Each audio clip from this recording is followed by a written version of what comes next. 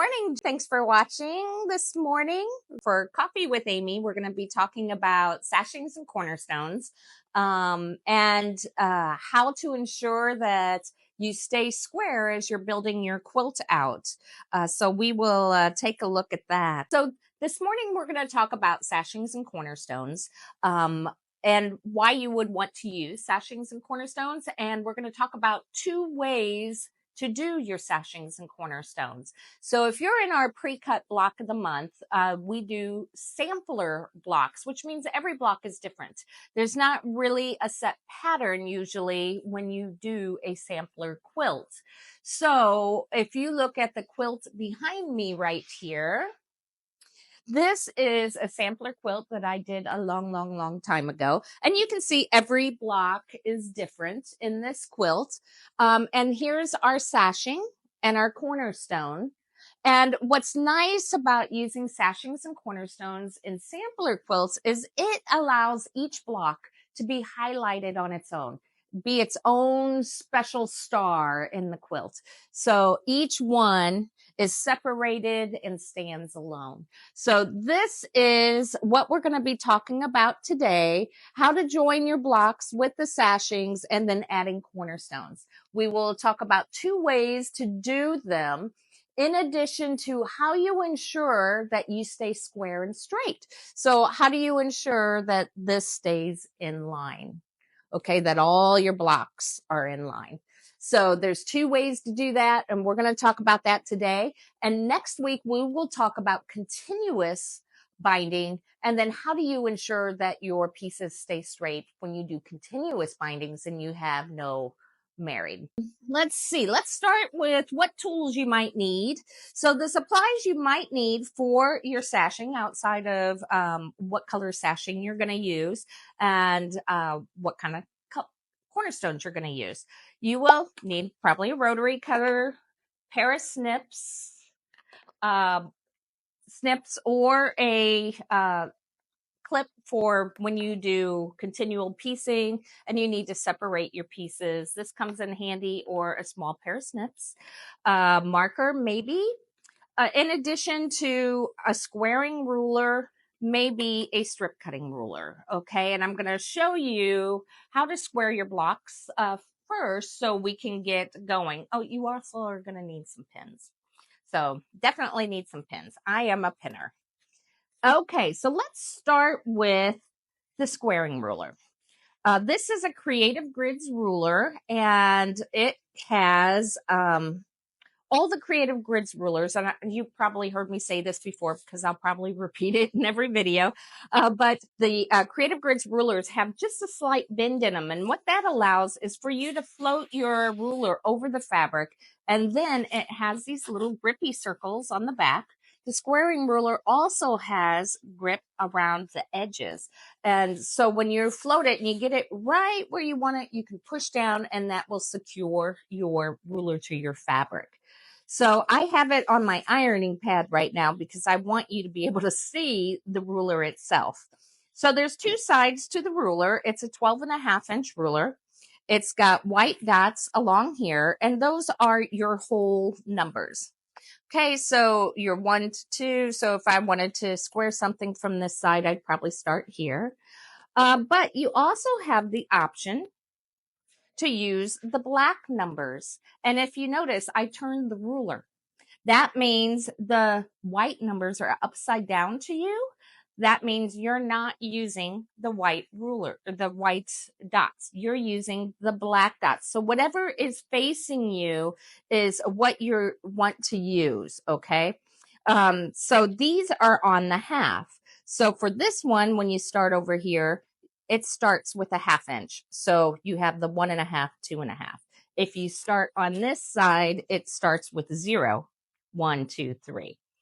Also on this ruler, there is a 45-degree angle. Here, I should hold it up like that. There's a 45-degree angle, and we're going to use that to help square our ruler along with these little white lines, okay, over here. And there's a circle in the center. So what's nice about this ruler also is you see there's black and white lines. That helps you with the fabrics that you have with regards to how dark they are or how light they are. You'll be able to place it much easier. I'm also going to show you how to use this ruler, which is not a squaring ruler per se, but it has squaring capabilities, especially if you are working with a 6.5-inch block. If this is the only ruler you have, or an 8.5, it's going to work fine. I have a lot of customers that come in the store and they say, I have to have a 6.5-inch square ruler in order to square my 6.5-inch blocks. And that's not true. You can use either one of these to be able to do that. And I'm going to show you how now. So the first thing I have is my block. Okay, I'm going to go ahead and turn my cutting mat over. And here's my block.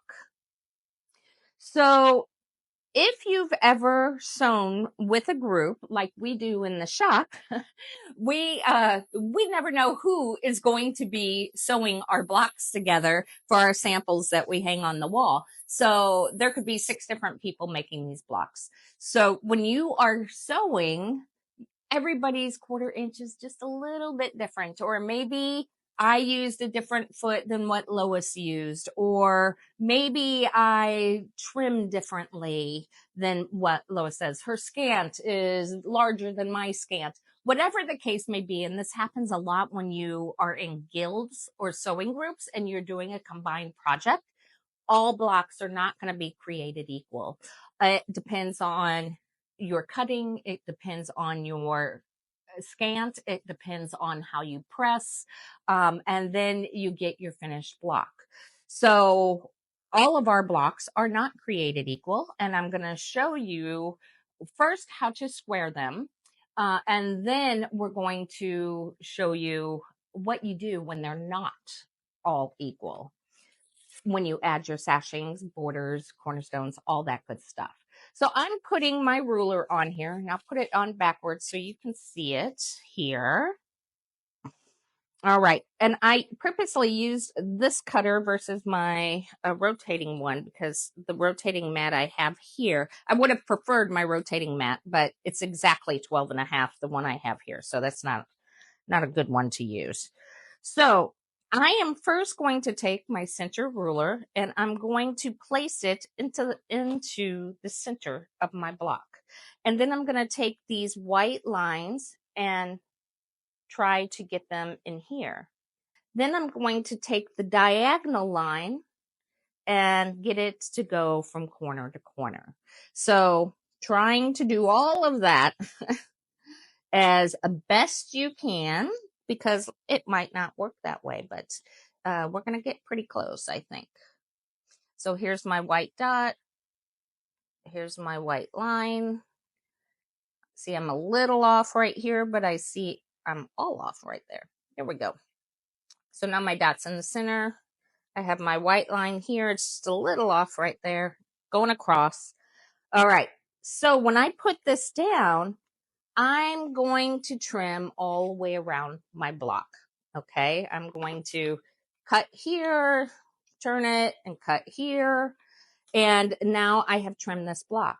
What I'd like you to do, if you can see this, I'm going to try to hold this up so you can see it. See right here?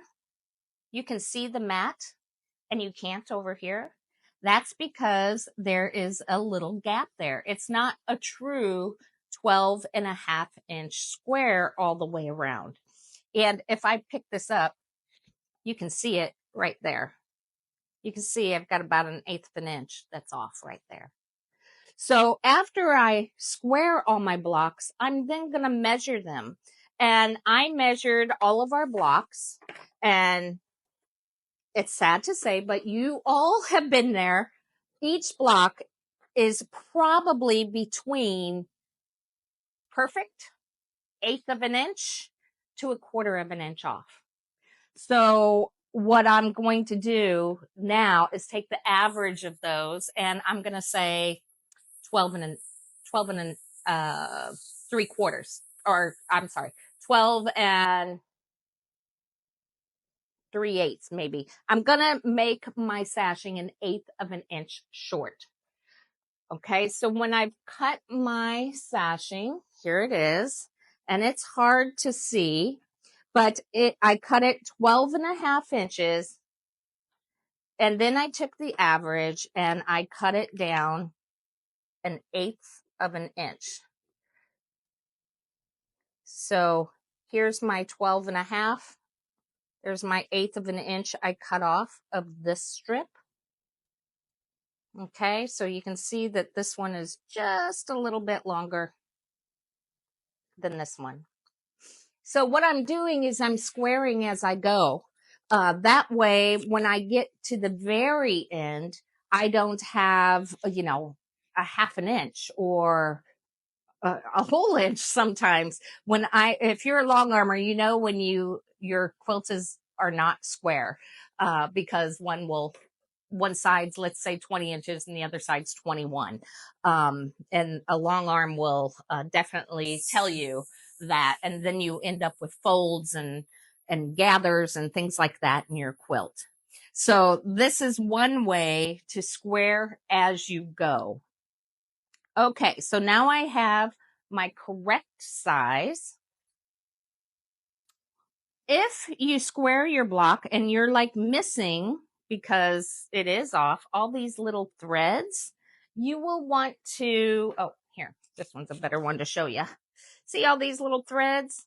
You want to trim those off, because when I go to put on my binding, any darker threads are going to show right through that binding. So I would trim them just a little bit, get all your little fringe off, and then start putting your quilt together.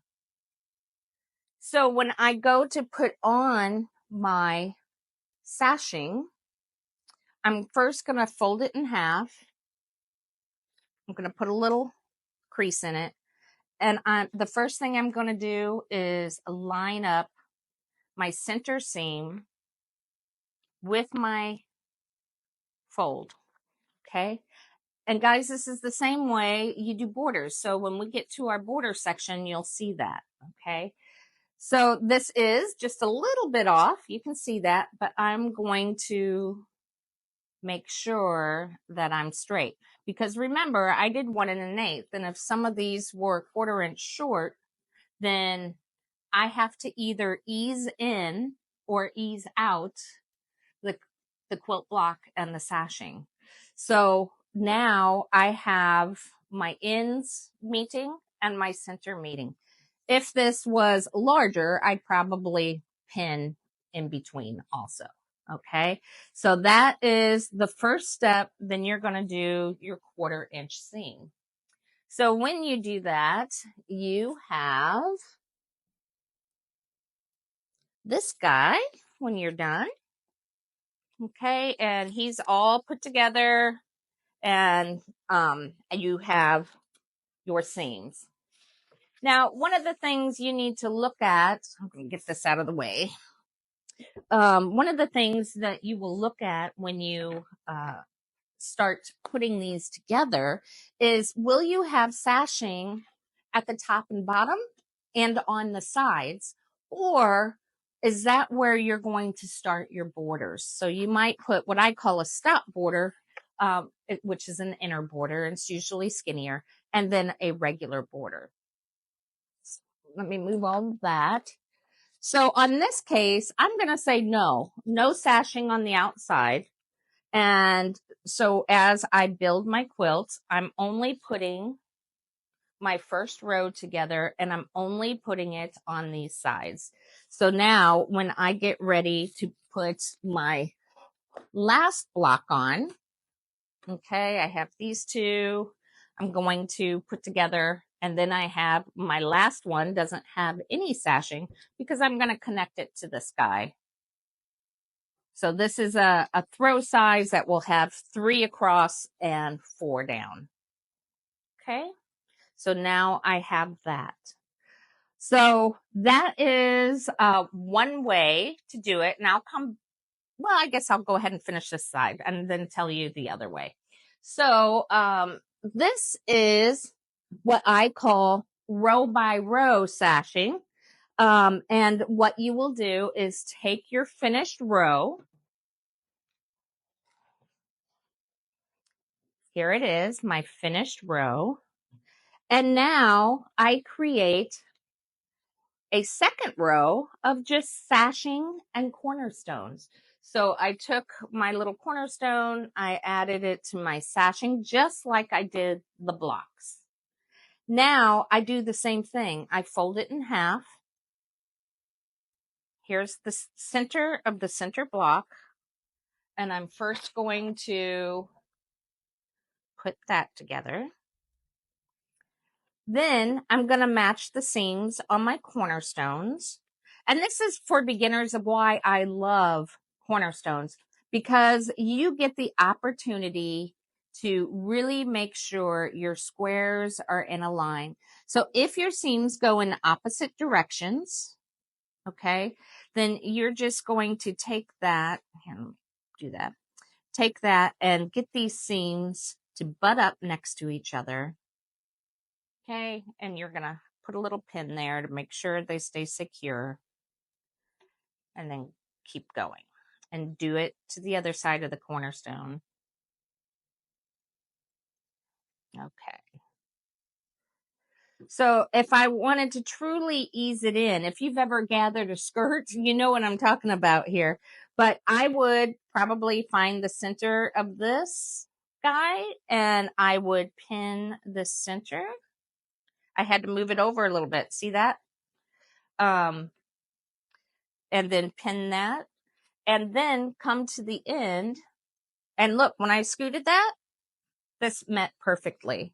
So now I have my pin here too. So I'm going to do that all the way across.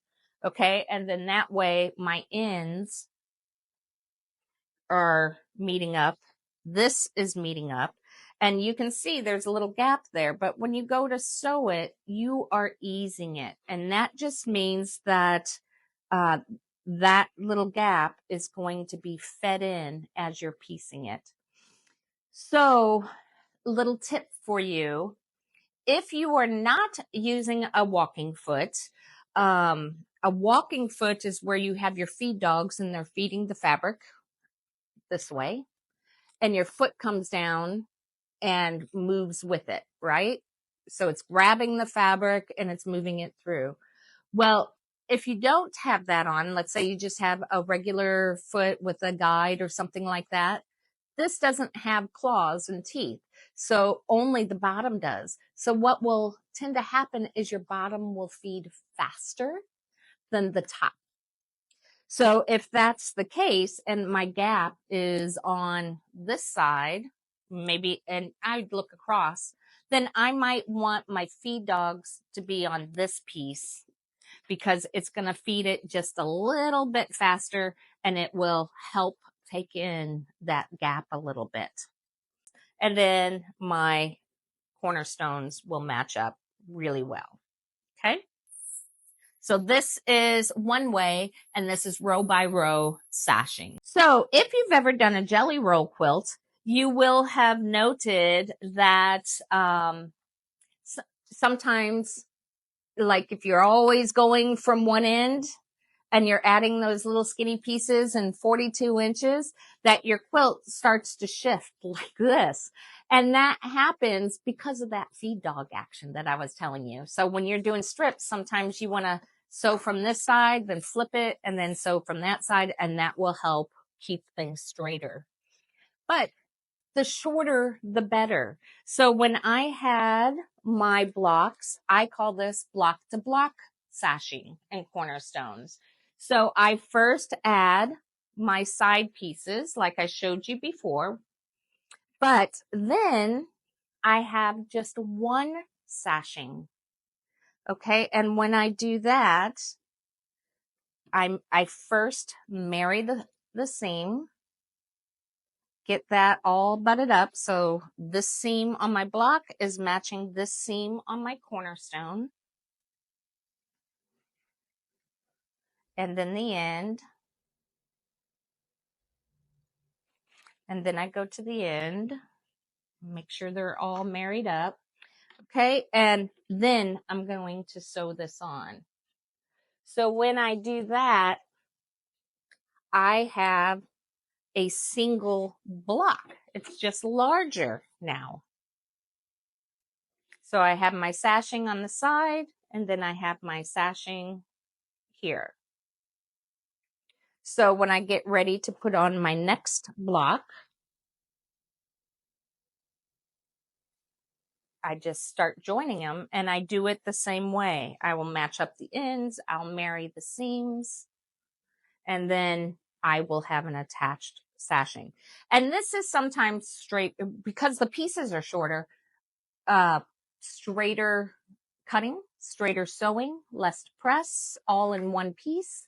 So that is the two ways for sashings and cornerstones. And that ensures that these are in line. And then when I get ready to do my next row, of course, I'm going to do that by matching the seams of the cornerstone with the seam of the block. So here is my next one. I don't know if you can see that. Let me get rid of this one, bring this up so we can get a good picture of it, and do the same thing. So now I'm on my second row. I have my sashing and cornerstones attached. Now I'm going to attach my second row. I'm going to do the exact same thing. I'm going to marry these seams all the way across my quilt, match up the ends, and then sew my cornerstone strip or my second row to my blocks. So that is two different ways that you can add sashings and cornerstones to your quilt and to make sure that it stays square across. Okay, so that is all I have for you today. This is sashings and cornerstones. Oh, I'm going to go back a little bit. And because I did tell you, I was going to show you how to do a 6-inch square. So before you leave, this is a 6-inch square. And here's another thing about quilting. See, it's off. It's a cutting error. I left it there because I wanted to show you this. So what's nice about having something like this is, again, when you piece it, it can be how you iron it. See, I got a little tiny fold in there, probably a 1/16 of an inch. But if I had these little squares going all the way across and I was 1/16 of an inch off all the way across a queen size quilt, I'd be a good inch plus off at the end. So when you have straight pieces like this, you know that's a true piece. So similar to when you put the sashing strips onto your squares, you know that's a one-piece cut. It's cut to size, where your square has all these little seams across it. So if it's a 6.5-inch square, you can see that I'm off right there. So if that's the case, there it is. Okay. If that's the case, I am going to use this brown one right here because I know this is square. I'm going to use that one to sew. So when I sew my 1/4 inch, I'm sewing from here. Now here's where we get into the problem. If that's a 1/4 inch, look how much of that I'm grabbing. So if I was only grabbing that much of my block, I'd probably repiece this section of the block. Okay. But if it was closer to here, not perfect, and I was a 1/4 inch off, I would get a bigger bite and I'd be okay with that. But I would still be using the brown and then coming down because it's square down here. It's just not square up here. And that will help to keep it square. So using this guy, this is a 6.5 inch. It also has lines on it, 45. Okay. So when I want to square, I'm going to use my center point. But on here, I don't have a center line really to go against. So I'm going to use my diagonal lines going through the corners and then coming through the corners to the corner. Let's see. And it's not going to be perfect. We know that because I'm already off there. and it comes to my 6.5 line. Now I can trim it. Okay, so you can use this ruler. So if you have only a 12.5-inch ruler and you're wanting to do an 8-inch block, a 10-inch block, then you just go to that 10-inch mark. This is a 6.5. So I'm using my 45 degree, getting it in this corner, trying to match up my 6.5 while getting, and I don't know if you can see this, there's like a little corner square there. So I'm going to try to get that on my corner square, get this up here in my corner. I'm at 6.5 here, 6.5 here, and I can trim my block. If it was 10 inches or 8 inches, I would just go to the 8-inch mark. Okay, and then I would trim my block. So 12.5-inch ruler. If you were a beginner, I would say the two rulers you need is your 24 by 6.5 or 24 by 8.5 and a 12.5-inch square, because those will be the most common blocks that you use. Okay, now I'm done. Guys, thank you so much for joining me for this session of Sashings and Cornerstones. And next Monday, we will be talking about continuous binding and how you would line up your blocks with that. All right. And with that, if you did the Cozy Stripe Quilt by Tilda, I will be using that as one of my examples. So if you're struggling with that kit, just let me know. Next week, we'll be covering that. Thank you guys for joining me this Monday. Have a wonderful week. And I look forward to seeing you on Thursday for What's New in the Studio. Bye-bye now.